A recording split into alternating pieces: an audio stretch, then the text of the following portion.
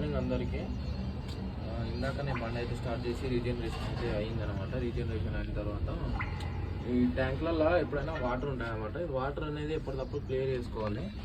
Almost చాలా water వచ్చింది. అయితే నేను నార్మల్గానే ఇద్దాం అనుకున్నా కానీ కొంచెం దీనివల్ల కూడా యూజ్ అవుతుంది కదా. కొంతమంది పర్టికులర్గా చాలా డేస్ బ్యాక్ నుంచి అయితే ఉంటుంది. ఇంతకుముందు పాత బండ్లకి అయితే ఎప్పటికప్పుడు తీసుకునేది అనమాట.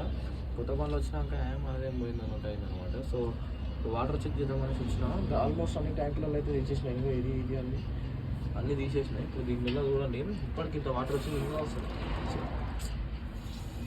మూటి మీద పడుతుంది. అక్కడికి 8 కిలో ఇందాక అట్లా పడ్డాయి. ఇది మళ్ళీ ఎట్లా పడితే అట్లా గుంజొద్ది. పిన్ను గుంజినాం అనుకో లోపల రబ్బర్ వెళ్ళిపోతుంది. ఇంకా రబ్బర్ పోతే ఇంకా అంతే కథ వస్తాను. దీనిలో లేవు చూడండి.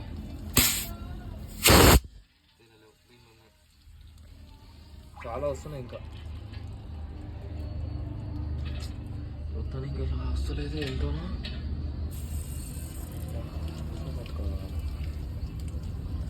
బర్రెకి కూడా పాలు విన్నట్టుంది నిజం రానా.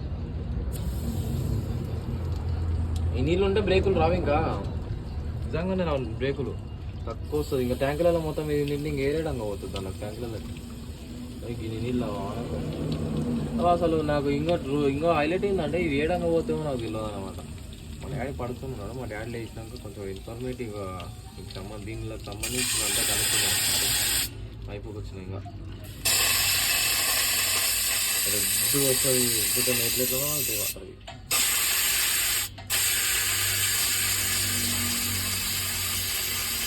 నాకు తెలిసినంత వరకు మ్యాక్సిమం పర్ మంత్ ఒకసారి చెక్ చేసుకున్నా. లేదంటే డౌట్ ఉన్నప్పుడైనా చెక్ చేసుకోవడం మంచిది. ఎంతకైనా మంచిది.